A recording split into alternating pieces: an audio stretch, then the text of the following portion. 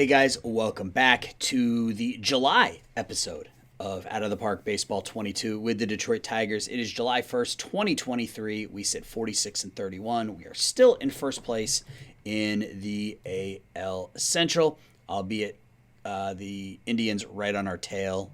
We've 7-3 in our last 10. The Indians are 8-2, so only 2.5 games back. So the majority of the comments were regarding my question in terms of picking up Xander Bogaerts, and most of the people, there were only a couple of comments, but most of the people that responded said go for it. Don't let Proctor be the reason that you don't pick up Xander Bogaerts. So I think we're gonna do it.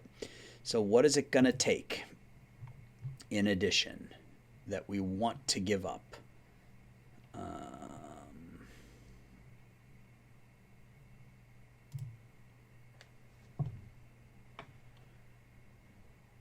mean, do we give up Cantillo? I mean, he was literally a waiver pickup for us. Although, I mean, 4 really good pitches. I think I'm going to see if I can do this without giving up Cantillo. So, again, it comes down, and this is one of the things I was struggling with last time. It comes down to Cabrera, who's a better contact hitter, or Fletcher, who's a better power hitter, better defensively as well. Let's compare the two of them, actually.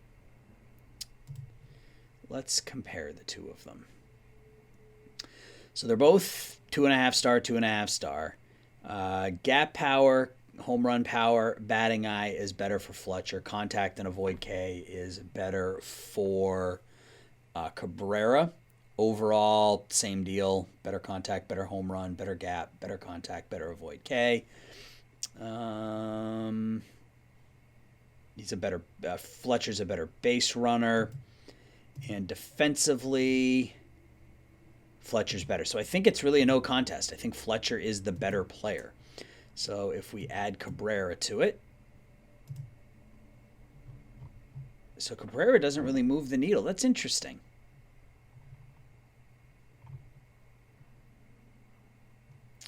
All right, well, we're going to submit that, and we're going to go to International Amateurs and see what, there is some good talent here. We've got Luis Camacho. His mind tends to wander. High greed, low leader, low loyalty. Half star, 4-star. Looks like a really solid starting pitcher. Juan Saldana, a baseball rat. If I'm going to take a pitcher, it's going to be this one. He's got great stamina. He's already bringing it at 94 to 96 at 16 years old. Offensively, we're led by Jorge Vazquez, one of the first to volunteer for extra work. 16 years old, 6'3", 190 pounds. Good, really good bat, good contact, good home run power. I think it's going to come down to Saldana or Vazquez for me. And Saldana's a lefty starting pitcher.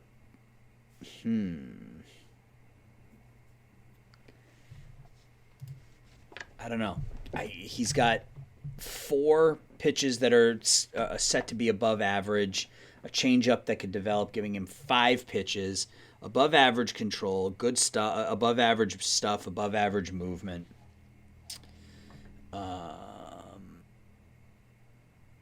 He's got the high work ethic. Same thing here. He's a lefty. And it's so hard to tell with these guys. He's not good defensively. But again, he's only 16. I think I'm going to go with the pitcher.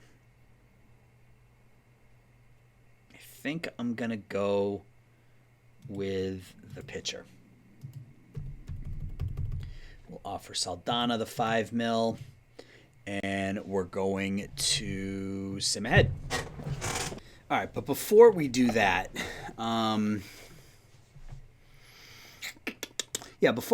let's. I don't want to recap everything because if you're watching back-to-back videos, then you literally just watch this. But I think,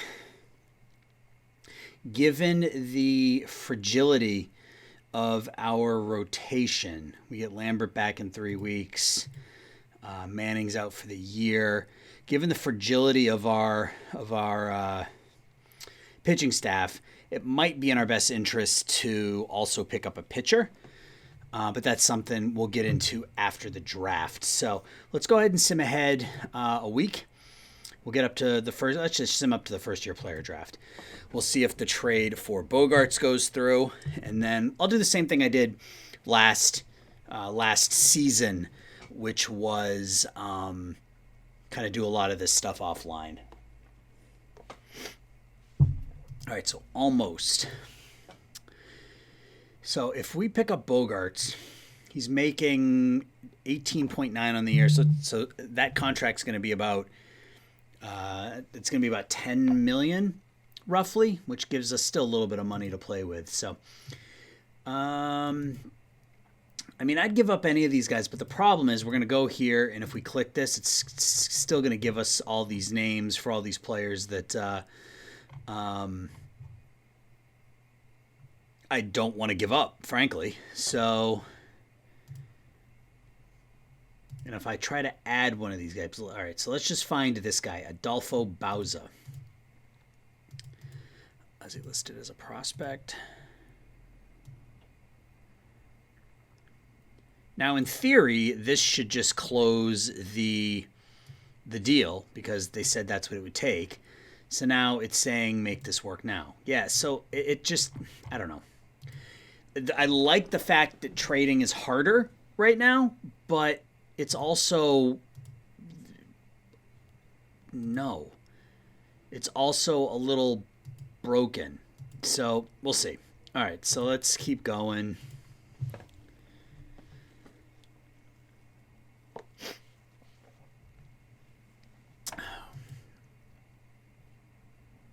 Oh, it did work. Okay. Proctor, Cabrera, and Bauza for Bogarts. Let's complete the deal. All right, so we pick up Xander Bogarts for 3 players. Ford Proctor, who, it still pains me to move on from Proctor. It's such an unusual profile, but I guess defensively he wasn't very good. Daniel Cabrera is an okay prospect, but he's behind a few players, and then Bauza's nothing. We pick up Bogarts. So we got to send somebody down, and I think that's going to be Nick Gordon. He's out of options. It has to be Nick Gordon. I don't want it to be Goodrum. He can play too many positions. So I think, can we turn around and shop Gordon? Let's see if we can get a pitcher for Gordon. Where am I going here?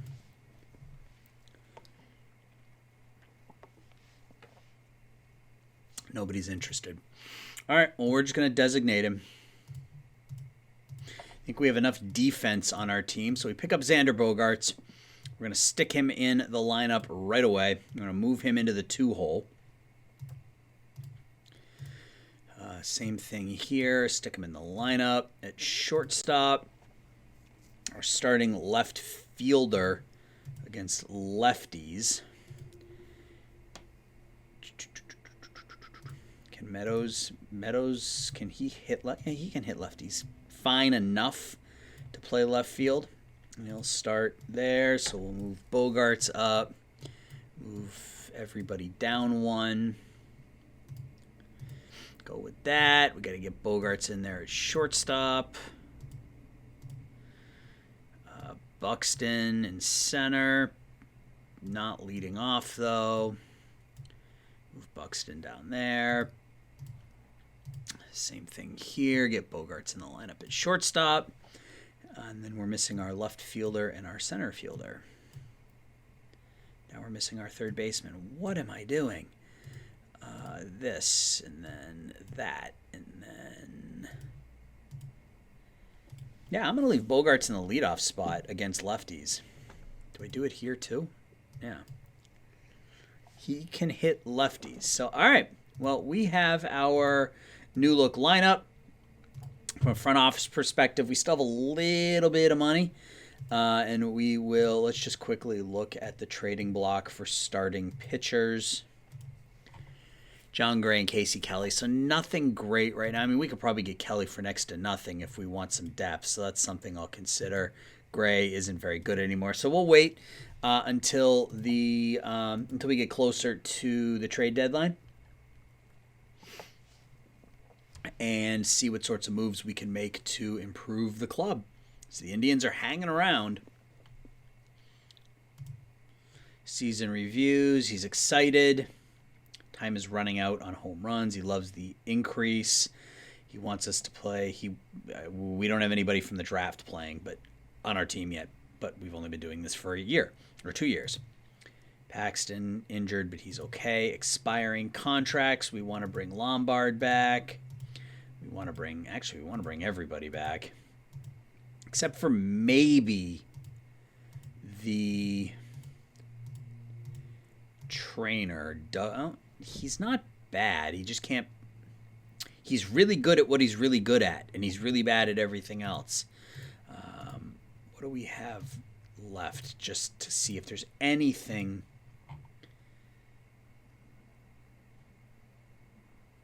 I think maybe we let him walk, because there are a lot of potentially good replacements here, so we're going to let him walk. All right, so let's get up to the draft. Enough dilly-dallying. 4-game lead now. Paxton leads the American League in wins. Scubal's tied for second. Gordon goes to AAA. It's good that nobody picked him up off of waivers. All right, so we win our final game before the draft, 4-3 in 11 innings. Bogart, since coming over, 292, 333, 458. You like to see that. Scubal went 6 1/3. Still has that ERA under 2. All right, so it's draft time. Draft time. Anything interesting happen?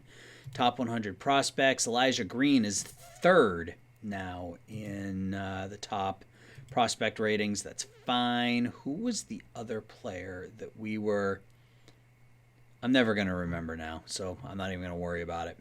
All right, so first year player draft. We are picking 9th. Yes. All right, so let's see how this draft goes. Alex Boychuk, first player off the board.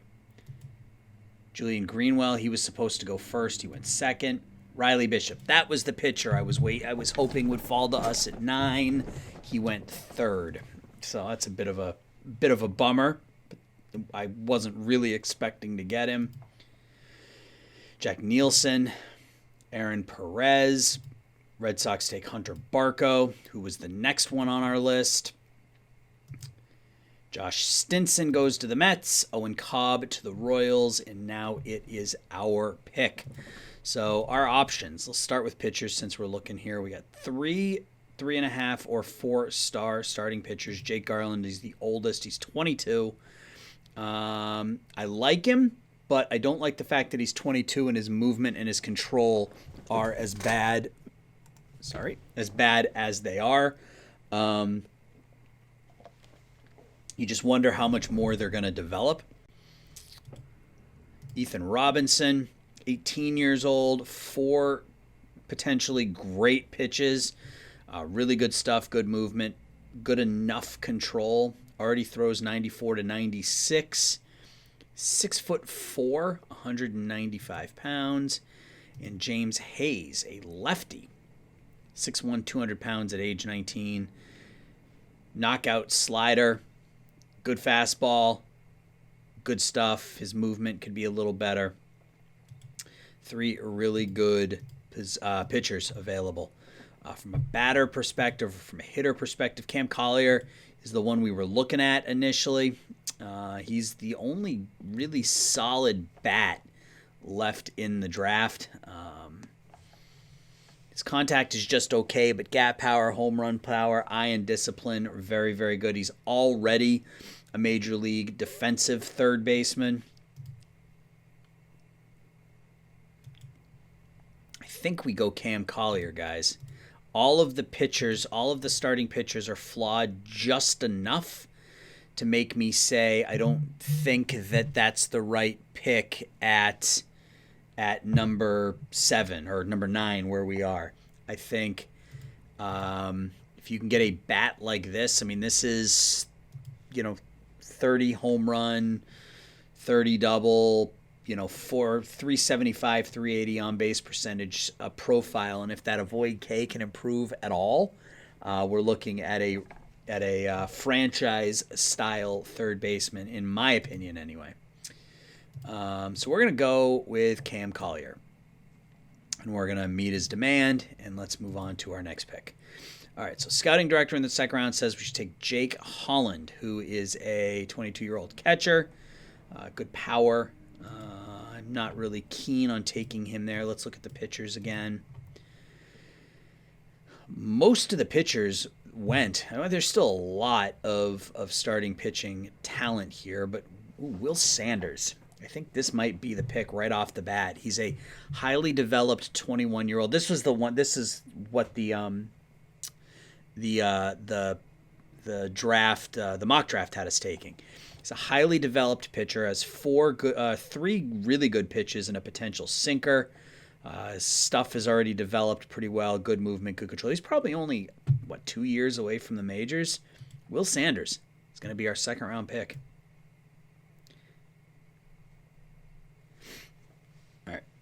All right, so it's third round pick. They want us to take Chance Mako, a high school starting pitcher, 6'6", 185 as an 18-year-old.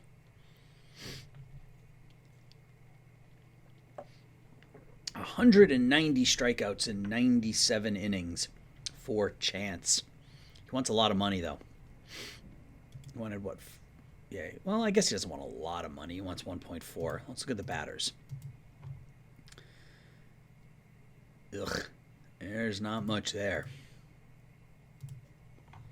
Let's just quickly look at the whole, are there any pitchers who are actually batters things? Doesn't appear to be. Tayshawn Walton's not a bad hitter. I think we're going to stick with pitchers right now. Chance may be that guy. I might be fine with Chance. He's an impossible. Yep, I'm okay with Chance. Take him. Move on to our next pick. 22-year-old. Again, I don't like older pitchers who have really undeveloped skills because they have limited time to get better at those things. But Tucker Holland, he's an impossible sign.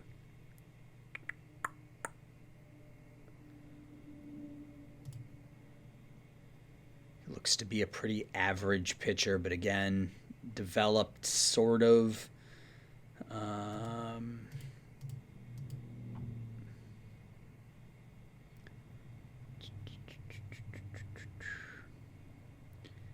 Not much left, really. But we'll find something. I think we go Kai Caranto. Good defensively, good speed, good plate discipline. It's an interesting profile, but I will take him. We've got a lot of players that want over slots. Hopefully that won't come back to bite us. A.J. Garcia. Oh, he's bad. He's bad. We're going to take Hinkleman because of the power and plate discipline. And his name is Cole Hinkleman.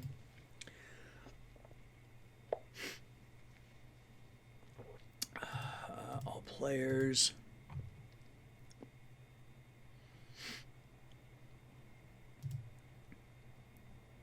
This guy's not bad. Adrian Colon Rosado out of USC. Decent enough bat. Pretty good center fielder. Decent speed. Sure. Okay, so we'll do one more pick, and then we'll let the AI do the rest.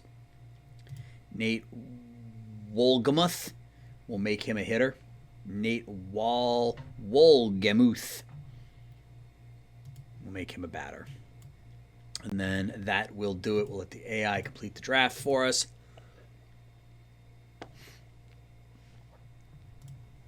Let's sign some players. All right, so the first thing I want to do is I want to sign... Oh, we already have the pending offer to him. Okay. All right, so we still have plenty of money, thankfully, to spend on the draft. That was my concern, was that we weren't going to be able to sign some of these players, but we still have money, so we're good. All right, and they wanted me to take Gracia. I'm not going to offer him anything. And I need to find Wolgamuth.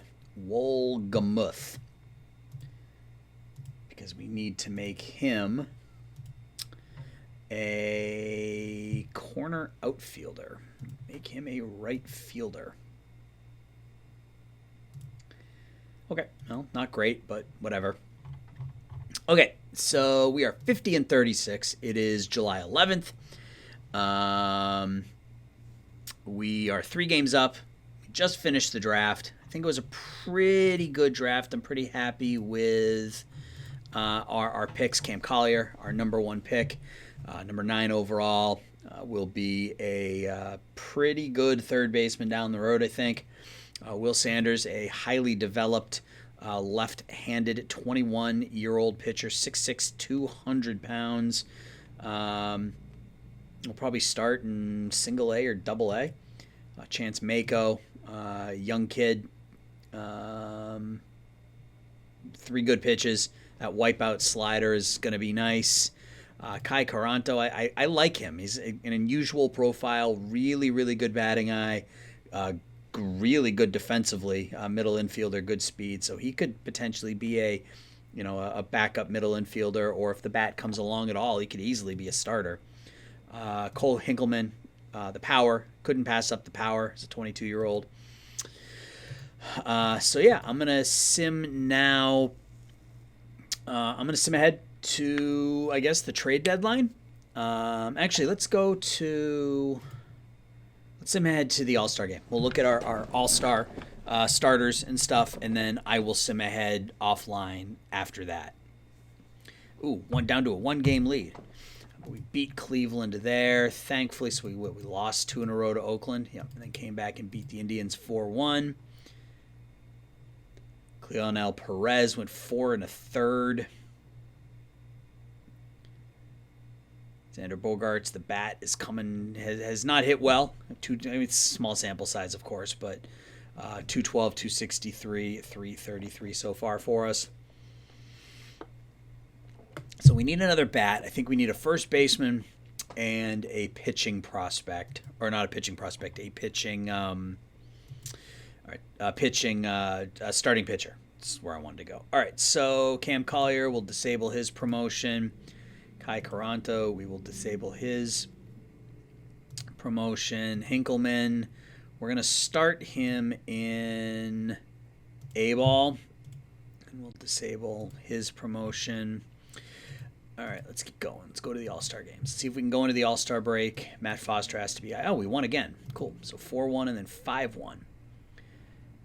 Parker Meadows, 3 for 4 out of the leadoff spot. Ali Sanchez, 3 for 4, 3 runs scored. Paxton wins his 10th of the year. That's nice. Matt Foster is injured, or he's coming off the injured list. We want to just put him right back in the bullpen. Is there anybody pitching really badly? Lothar hasn't pitched great, so we will send him down. Let's get Foster back in there as a middle relief. Emergency. Okay, cool. All right, so let's get up to the All-Star game. We have a 3-game lead on the Indians. All right, so we win again over the Indians. So it's 3 straight over the Indians in the battle for first place in the AL Central. Torkelson 3 for 4. Hit a home run. Kelly hit a home run. Riley hit a home run. So Riley's bounced back here a little bit. Scubal moves to 9-1 on the season. Let's look at the prospects. Prospect game. Do we have anybody here? Marcelo Meyer, who is up to 2.5 star now. He'll probably be moved up to AAA here shortly. He hasn't developed as much as I would have liked, but still passable as a shortstop, I think. Braylon Bishop, and Elijah Green. Green still isn't hitting, but it's still early. So we got 3 players in the prospects game. All-Star game. Who made the All-Star team? Tariq Skubal, 9-1, 1.97 ERA. No James Paxton. That's a bit of a surprise. Will Vest made it. Any batters? No. Michael Brantley. Michael Brantley made it. He's out for 3. Yeah, that's right. He's been hurt. Michael Brantley made it. 316, 8 home runs, 1.2 WAR. He made it as a starting left fielder, but is out, so he will miss it. Will Sanders, he accepted our offer, so we're going to start him in A-ball, and we will disable his promotion. All right, so as we go into the All-Star break, we need a bat and we need a starting pitcher. Those are the 2 things that I am really looking at. What do we have left for money? About $7.5 million. So hopefully we're going to be able to find somebody who is able to either eat the money, eat their contract, or doesn't have a lot of money. Let's look at...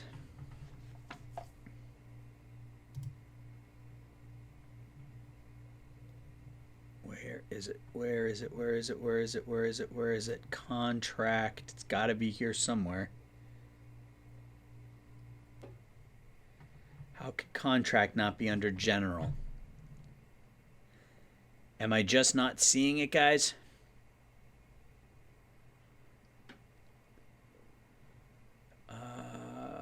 Contact. Miscellaneous, school, competition, salary, years left. There we go. All right. So we need a bat and we need a starting pitcher. Jack Flaherty's on the DL. I mean, he's not making any money. I mean, he's out for the year, so trading for him would be dumb.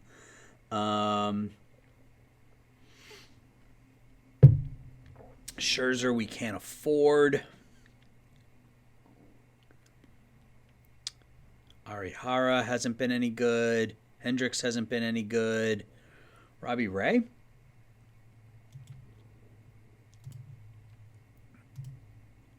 Okay, so it doesn't look like it would take much to get a Robbie Ray from Philadelphia.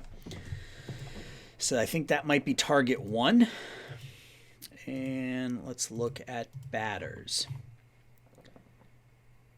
First base, Jimon Choi is not really hitting. Jeff McNeil, we could stick him at first base, even though he doesn't really show to be a first baseman. We could stick him at first pretty easily, I think. Brandon Belt's doing okay for the Cubs.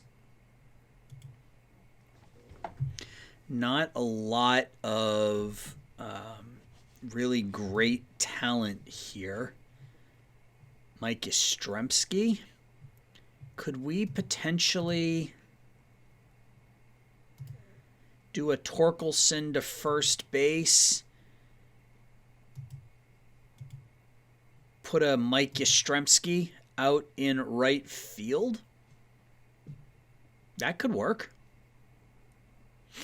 That could definitely work. All right, well, let's start with...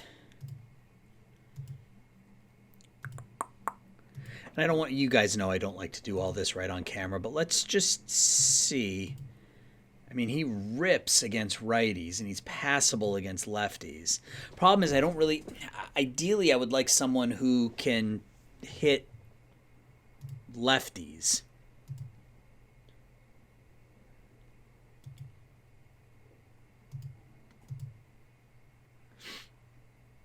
Yeah, see, these are all left-handed batters. That doesn't help me. J.D. Davis. J.D. Davis might be that guy.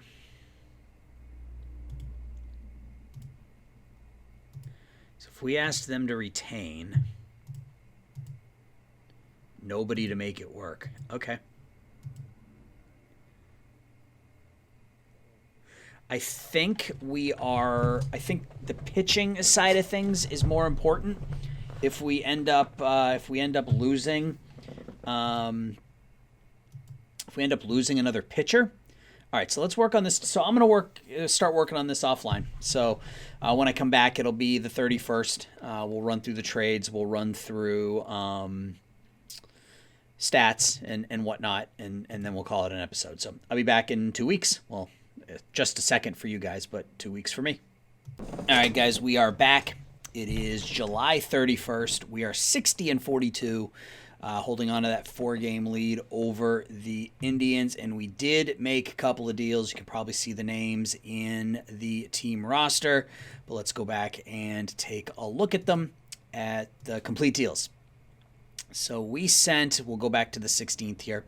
So we sent Riley Green, Nick Gordon, and a 28-year-old minor league reliever to the Phillies, getting Robbie Ray, and they are going to retain 70% of Robbie Ray's contract. So we give up Riley Green, who was a 22-year-old outfielder who, when we first took over the team, was one of the top 100 prospects in baseball. But he had, I don't want to say stagnated. He had a pretty good season in 2022 in Double-A, but he was in his third season in Double-A and hadn't really been showing much growth. So I felt we could move on from him, as he had people kind of climbing up his back as Zach Aveen is on his way up the prospect rankings. Nick Gordon, I wasn't crazy about giving up Gordon, but backup middle infielder. He had hit pretty well for us this year, 311, 354, 424, played good defense, and was a hard worker. So, I mean, this was a tough one to give up. But overall, I'm considering the return, I'm fine with it. And then DeCaster they just wanted him to complete the deal. So, and in return, we get Robbie Ray. So Robbie Ray, just a flamethrower, lefty, high stuff, 3 great pitches. Movement and control isn't great, but he's only making $3.6 million through the end of this season. They're eating 70% of that. So we're paying him like less than $1 million for the rest of the year. And so far, so good. So 2 starts, he's 1-0. Only 5 hits allowed in 11 innings, 15 strikeouts. So trade number 1, we pick up Robbie Ray. Trade number 2 was with the Seattle Mariners. We sent 2 1-star prospects, Yeremy Bastardo, a 21-year-old in rookie ball, and Gavin Bruni, half-star 20-year-old reliever, to the Mariners, getting Mikael Franco, and they're going to eat all of Franco's contract. I had mentioned before I cut to break, I guess, that I wanted somebody who could hit lefties, and that is Franco. You can see he's got really nice ratings against lefties. He's fine against righties as well. Came we got him. He had 11 home runs, 27 RBIs, 252, 294, 465 slugging. We're going to plug him in at first base, where he will share time with Colton Welker. So far for us, 6 for 30, 1 home run, 3 runs knocked in. We then traded. We made 2 trades on the same day. We started by trading Brad Keller to the Oakland A's, along with a half-star 27-year-old for Hanser Alberto, who we're going to have to figure out something to do with him. But I wanted to get Keller off of the books just because of how much he was making this season. And he was fine, but you can see he's already dropped down to 2 stars. And we pick up Hanser Alberto, who's out of options, so we are going to have to waive him to get him down to AAA. I'm hopeful that we can waive him and get him down there, and we can call him up in a month. But you can see with Oakland this year, high contact, 330, 319, 333, 440. We'll make a good backup infielder if we can find a spot for him. The reason we wanted to move on from Keller is we picked up Colton Mahoney from the Tampa Bay Rays. We sent a 1.5-star outfielder, 23-year-old, who had been an A-ball for us, in for Mahoney. And Mahoney's one of those players who sort of come out of nowhere. You can see in 2021, he was 9-6 with a 3.90 ERA. In 2022, he was even better, 12-8, 350. It was only 1.4 WAR, but 12-8 with a 3.50. And then this year, 2-5, but with a 2.79 ERA. He is an extreme ground ball pitcher. Good control, good movement. He's not going to give up a lot of home runs. He's going to give up a lot of hits, I think, because his stuff is not very good. But so far, not bad. His first start, he went 5, gave up 7 hits, 2 runs, struck out 6, picked up the win. So those were the deals that we've made to this point. So that sets up our lineup like this: Parker, Meadows, Xander Bogaerts, Byron Buxton, Torkelson, Riley, Franco, Welker, Arroyo, and Carson Kelly. Paxton, Casey Mize is just 1-8 on the season. He's pitched better this month. We'll look at everybody's stats here in a minute, but you can see 3.58 ERA this month. He's 0-1 in 5 starts. So just gotten a little unlucky in July. Tariq Skubal, 10-2 with a 2.4. Mahoney and Robbie Ray. So why did they make him? No, it's not what I want. I want Zach Pop to be my closer. So as long as we're here, let's look at pitching stats. So Skubal, 10-2, 97 innings, 116 strikeouts against only 19 walks, 1.01 whip, 6.1 Ks per walk, 189 ERA plus. He's been fantastic. Casey Mize is our second highest WAR at 1.9, even though he's 1-8, struck out 128 and only walked 26 in 105 innings. So he's been fine, even though the record doesn't necessarily show that. Paxton has leveled off a little bit here. His FIP and his ERA are almost identical. So that's basically what he's been, and I'm okay with that. 10-7 with a 3.93 ERA. Cleonel Perez has been really nice in a swing role for us. He's made 5 starts. He's picked up 3 saves, 8 holds. He's done pretty much everything for us out of the bullpen. Zach Pop done a nice job as our closer, 4-2, 21 saves. We talked about Ray. Matt Foster back from injury finally. And he's been all right. He's only walked 1 in 26 innings. He's got a 33-1 K to walk ratio, so I guess he's been better than all right, and that's really good. Will Vest has struck out 72 in 55 innings. Junior Fernandez, his first season with us after spending last year in the minors. He's been okay. He's been fine. Zach Hess has been only given up 8 hits in 20 2/3 innings. He's been really good since we called him up. Crow and Delaplane have both been okay. They could be on the shuttle between Toledo and Detroit if we need to make a change on the pitching side of things. Lineup-wise, Byron Buxton continues to hit well, 274 with a 5.12 slugging, 3.5 WAR. His BABIP isn't even that high, so he's just hitting the ball really, really well for us. I'm glad he decided to opt into that contract. He was injured in June, but, he had a rough April. But look at that, 320, hitting 264 in July with 5 home runs. So he's been really good as our center fielder. Torkelson, 22 home runs, 65 RBIs. He's on pace for a 35-100 season. Nice improvement over last season. Austin Riley's bounced back a bit. He really struggled in June, but in July he bounced back. 247, 303, 517. Hit 6 home runs, drove in 14, so he's been fine at third base. Carson Kelly continues to just hit the crap out of the ball. 7 home runs, 27 RBIs, 864 OPS, 396 BABIP, 2.1 WAR. Looking more and more like we will try to bring back Mr. Kelly next season. Parker Meadows has been okay. A lot of his WAR is derived from his defense, where he's just elite across the board at all 3 outfield positions. He's been especially great in right field this year.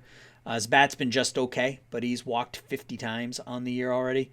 Bogaerts, his first month with us, not great, 200, 273, 307, so I'm hoping to see more out of him down the stretch.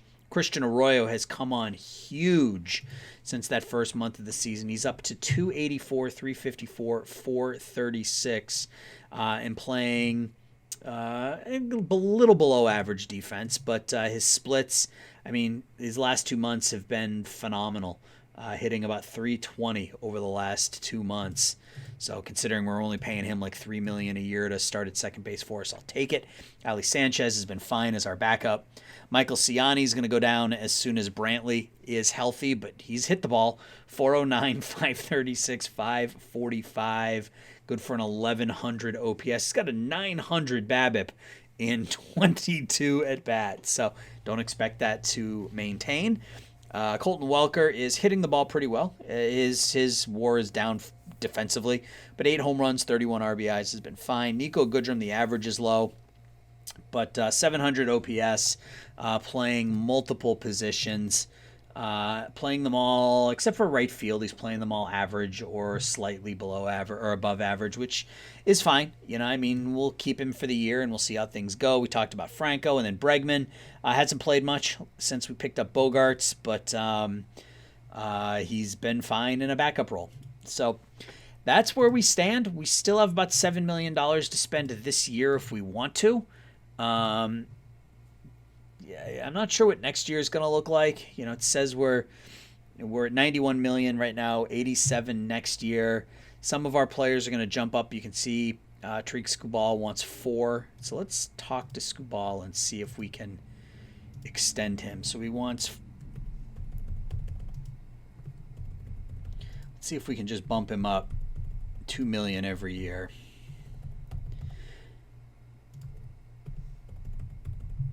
Is that right? 12, 5, 10, 5, yeah. Oops, that's too many zeros. He would have taken that, I'm sure. 12, 5, 0, 0, 0, 0, 0.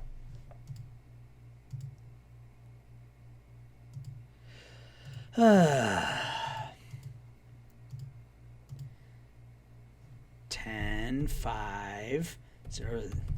There, that should be right. Yes. Oh, we can't because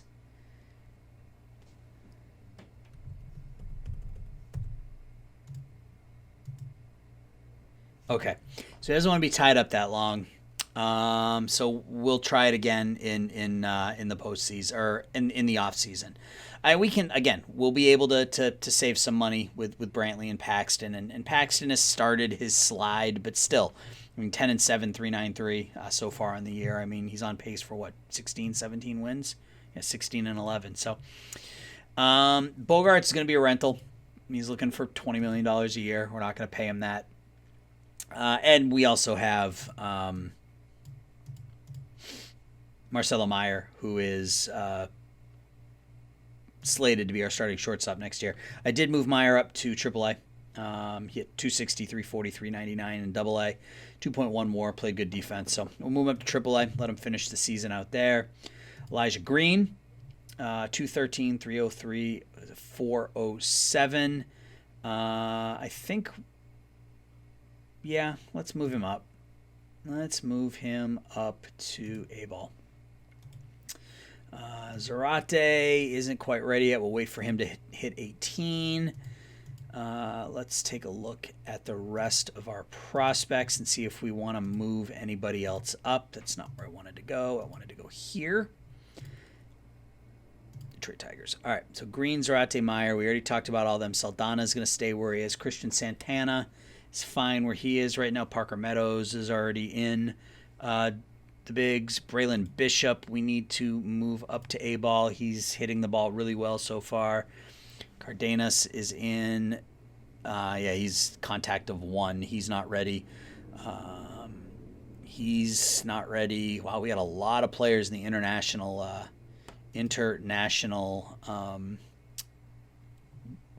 complex.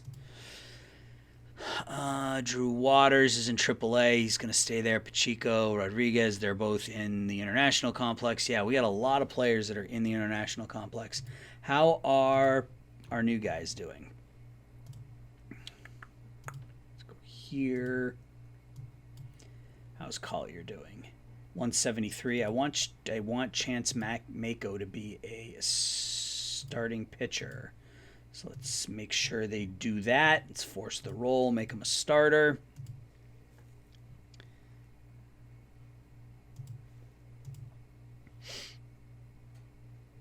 Kai Caranto hitting 261 early on. Okay, so we'll leave those guys where they are for the time being. No reason to rush them.